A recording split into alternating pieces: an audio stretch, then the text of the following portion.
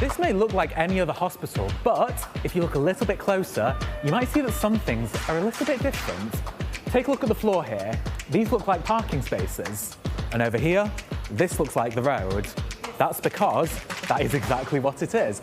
This is an underground parking garage, which within 12 hours on February the 28th, turned into the world's largest fortified hospital. This is the Rambam Hospital in Haifa. This underground facility, which can hold 2,000 people, was built after the Second Lebanon War, and it has come into operation on 4 occasions.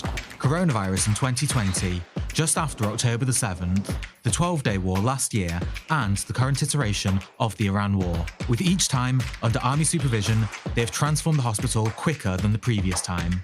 From this to this. Everybody just showed that we know already. We don't need to be called. Everybody showed that I think close to 3,000 of our employees showed up.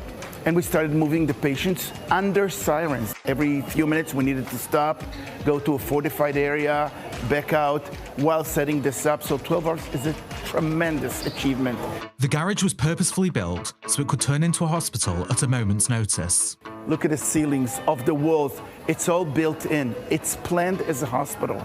You don't see in a regular parking garage oxygen lines, vacuum lines, nitric oxide lines. You don't see that. Here you have all that. The hospital utilizes all 3 floors of the garage. So we're currently on the -3 floor of the underground fortified hospital at Rambam. It's basically divided that the 2nd floor is internal medicine, -3rd floor is all the surgery divisions.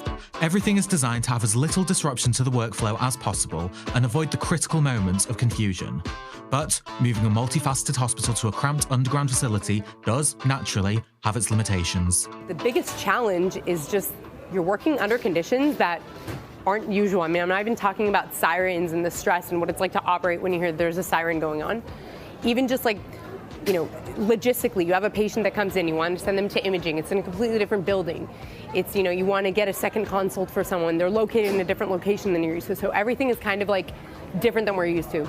The facility also houses staff and patients from nearby hospitals that don't have shelters. And with the IDF expanding its operations into southern Lebanon, the facility is preparing for all potential possibilities. We have right now a special division of the ER that's actually set up and ready at all times for a mass casualty event. I've been present in maybe 5 or 6 of them, where we had multiple, you know, soldiers or civilians or whatever coming in from falling rockets that were in the area, or all sorts of events like that. And yeah, it's very, very streamlined.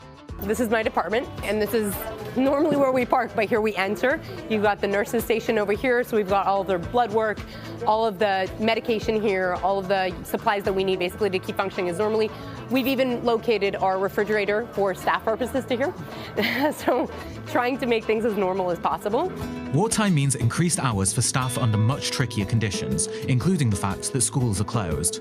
That's why half of the 2nd floor is a makeshift childcare centre, using local workers and hospital staff to ease the burden on those staff members just like Adi, who have young children.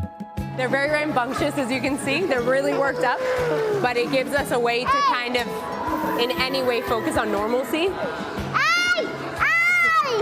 You have to take care of your family while you take care of your employees. We try to make it as comfortable as possible. The secret here is our employees. That's the secret. That's what makes it work.